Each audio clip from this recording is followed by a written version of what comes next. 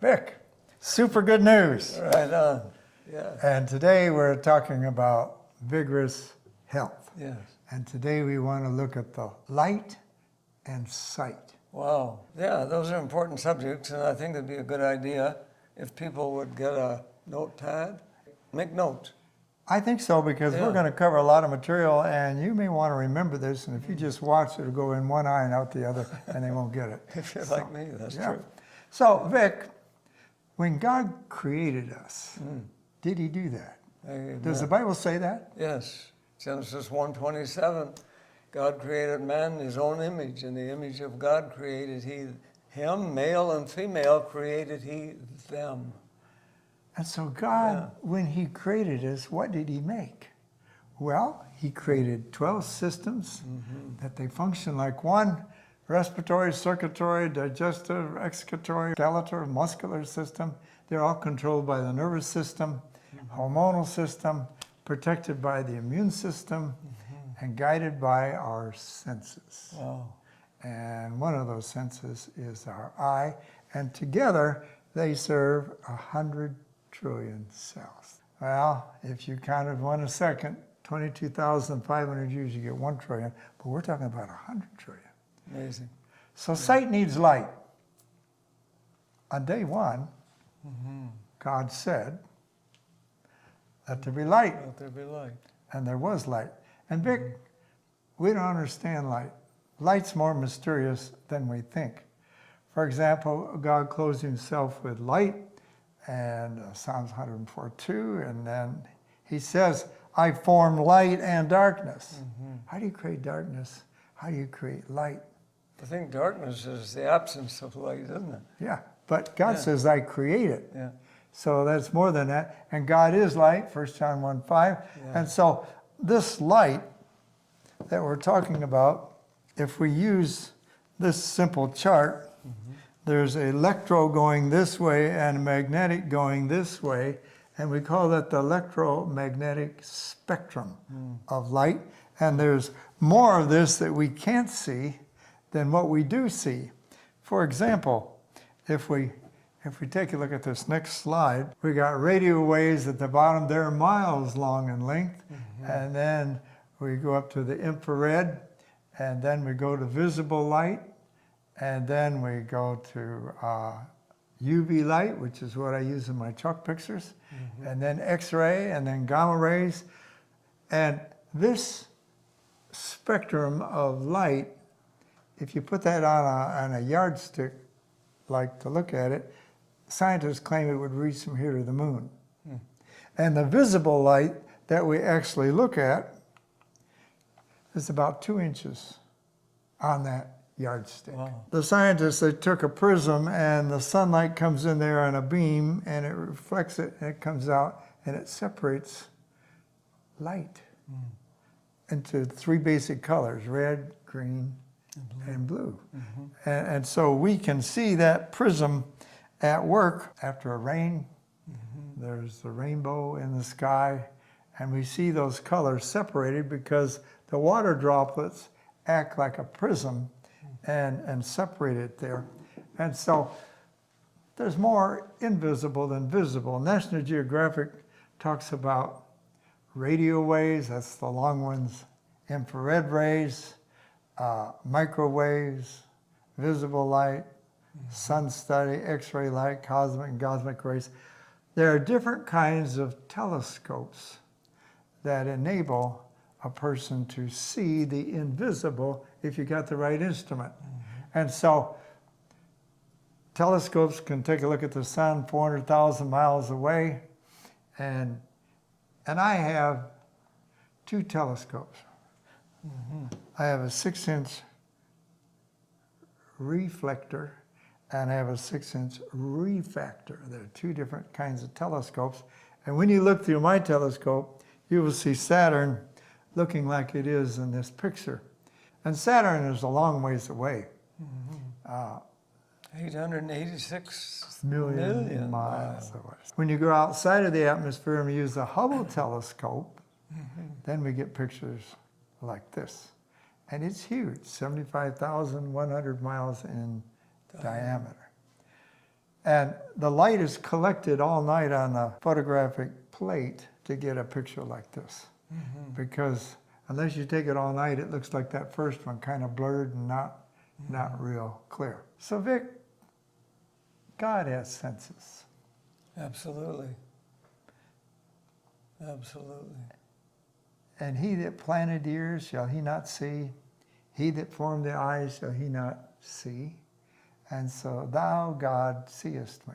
Well, when we look at how our eyes work, the eyes are in front, but the part that picks up actual vision and changes it from electrical to a picture that we look at, we're fearfully and wonderfully made, and we were formed in the womb, in the darkness of the womb, but it creates eyes.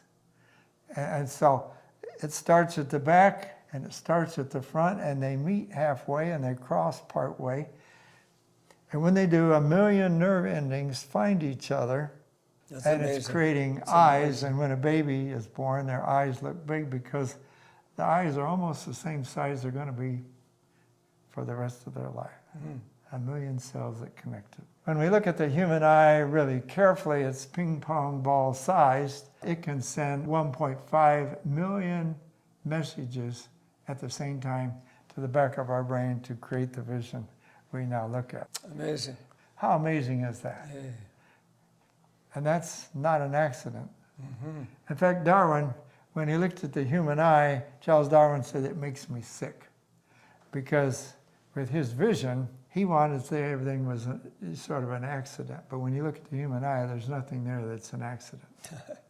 That's for sure. Well, you know, when we look at the eye, it looks at a candle that way. If they look at the wrong thing, does that make darkness?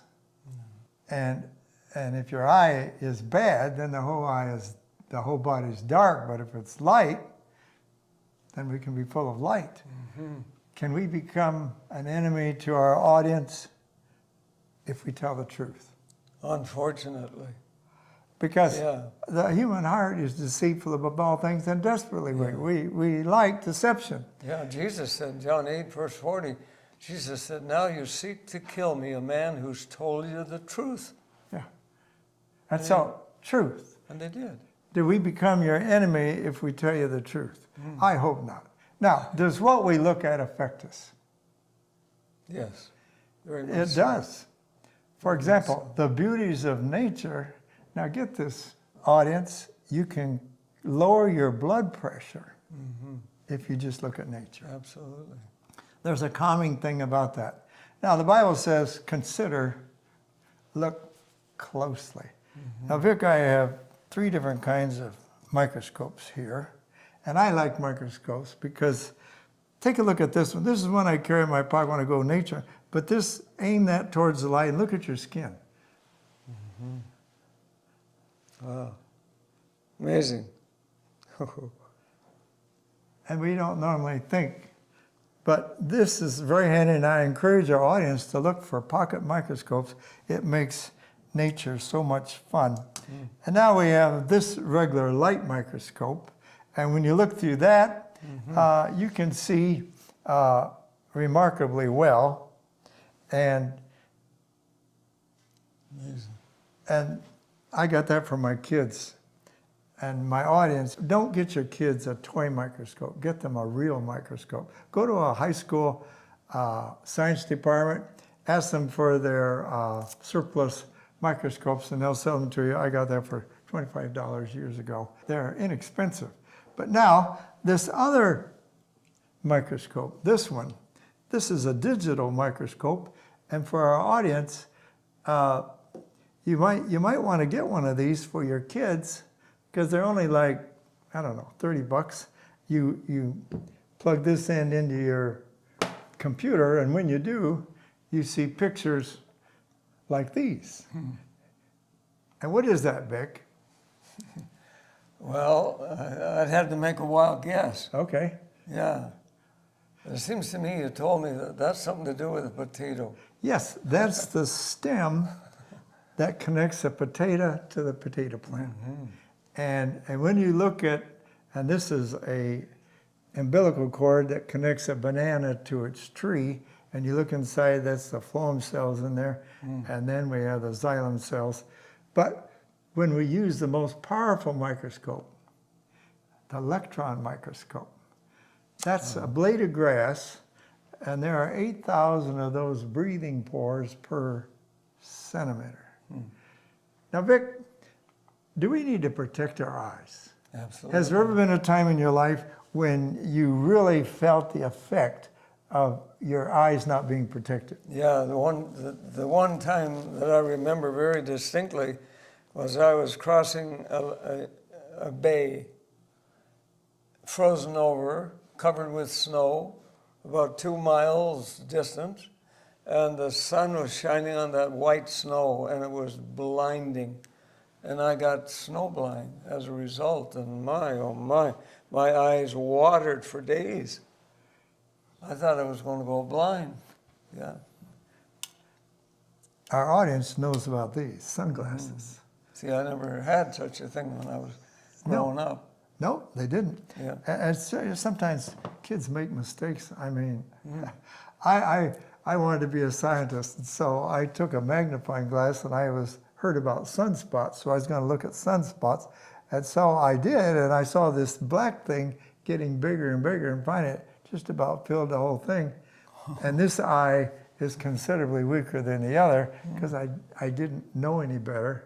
The eye doctor said, it's a wonder you have any vision at all. Don't try that at home, people. How should we guard our eyes spiritually? Yeah. The Bible in Philippians 4:8, whatever is true, noble, just, pure, lovely, good report. Think on these things. But our children today, via the YouTube and the computers and of course our cell phones, you have access to the whole world. And I remember when I taught my son how to read, it was one afternoon, and he was sharp, and he learned to read quickly. But the Holy Spirit said to me, Terry, have you taught him what to read? Is that important? Very much so. So we need to make a covenant with our eyes, what we see. Job 31:1, Job said, I've made a covenant with my eyes. Yes. Why then should I look upon a maid? Yeah. And so, does what we see affect us? Absolutely. It does. Emotionally. And just look at this picture. Are those kids being affected by what they look at? Certainly are. And that fear and adrenaline is kicking in at what they're looking at, and every one of them are being affected by what they see. Right. And we call that stress. And so people today, Vic, they sometimes wonder, well, who are you or where are you going? Do we need vision to see where we're going to go? And so, does the Bible have an ability to see into the future? Absolutely. That's what prophets are all about, seers, right? Yeah. Yes, Jeremiah predicted there, Babylon, the greatest city at that time, 500 years ago, he predicted it would become a heap and it would never be inhabited again. 2,500 years ago. Yeah, your math is better than mine. And so scholars tell us that there were 600 predictions in the Old and New Testament, and 300 pertain to one man, and 24 others were fulfilled on one weekend. And so prophets, can they see what others don't see? Absolutely. And so they were called seers. So the Bible talks about true prophets and false prophets. And in our Bible study today, you're going to talk about a true prophet. Absolutely. And how can you know a true prophet from a false prophet? Yeah, that's important. So that's our subject today, and you want to keep watching because there are a lot of people claiming to be prophets today. And we need to know how to tell which is which. So take us there. Okay, by God's grace. Yeah.